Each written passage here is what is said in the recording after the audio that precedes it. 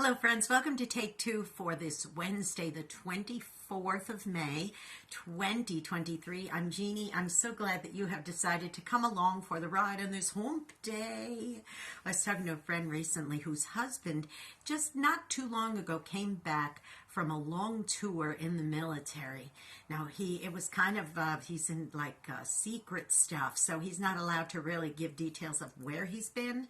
But she did know that when he was there, it was sort of a desolate area. I'm guessing the Middle East or something like that, maybe. And where he was, there wasn't a whole lot of life. It was kind of desolate and I'm imagining dusty, for whatever reasons they're not allowed to say. But obviously that seemed to be like what it was. But she said, you know, a wonderful thing has happened to my husband since he's come back. She said, at first I thought it was kind of weird, but now I get it. And I said, well, what's that? She said, well, we were taking a family stroll, my husband and I and their kids. They were taking a little walk through their neighborhood, and it was just springtime had just started. This was recently. And she said, and as we were walking through the neighborhood, he stopped in front of this one bush. It was lilacs that were growing in a neighbor's house. And he said, wait, I've got to go smell these. And she's like, what? Since when? You're like a rough and ready soldier. Why do you care about lilacs? And he went running and he smelled the lilacs and he said, oh, these are so beautiful. He said, come here. He brought the kids over to, he goes, just appreciate it. Smell these beautiful lilacs. Aren't they beautiful? And she realized after a while, after he'd done things like that, repeatedly, like just wanting to stop and soak up the sun, or just wanting to look into the faces of his children and just kiss them and hug them and embrace them and those sorts of things, she realized something. She said, wow, you know, while he was there, of course we were missing out of the picture because he was gone a long time, like a year or something like that. Just, and I'm guessing he was in an area where there weren't a lot of lilacs blooming. He said, and I think that now that he's known what it's like to be without those things, he appreciates them all so much more. I started thinking about my own personal life. Do you know, there's times I'll just open the refrigerator, open the freezer, open the cupboard shelves, and I will cry because I think, look, we've got so much. And I remember when there were times where we didn't. And I am so appreciative for what I have. So sometimes we have to be without things so that we can appreciate the things we do have. Now think about this in your own life.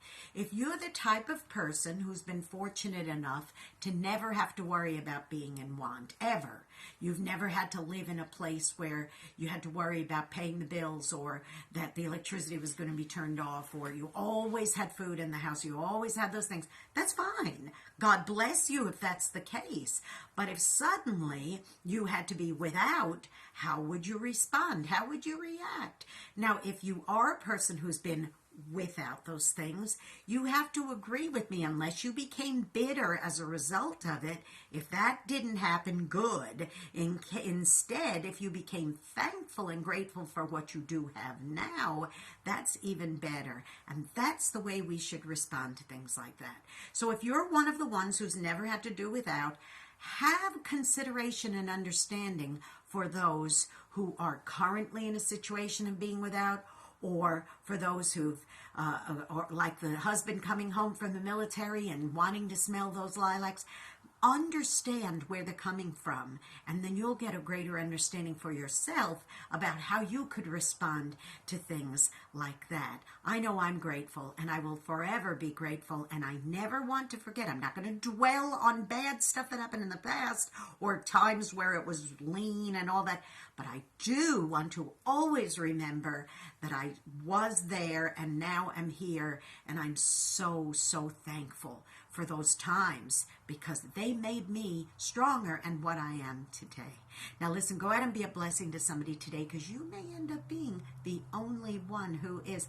Don't forget, please, if you haven't done so already, subscribe to this YouTube channel, Jeanne Sigler, Jeanne Sigler.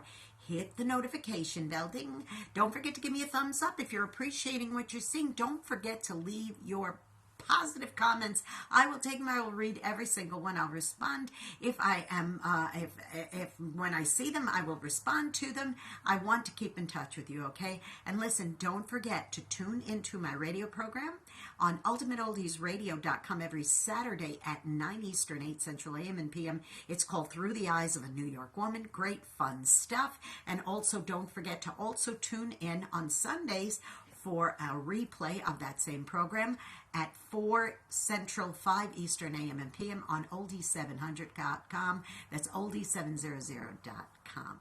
And I hope you appreciate what you're listening to. I know I appreciate you. And I love you all so much. You have a great and wonderful hump day. And one more thing. Happy birthday to my husband, who is turning the big, should I tell you? It's a major milestone, and it's happening this Saturday, the 27th of May. So send some birthday greetings to him, because it's a big one, and it's an important one. So, Michael, I love you. Happy birthday, and I love you too. God bless. I'll see you next week. Bye-bye.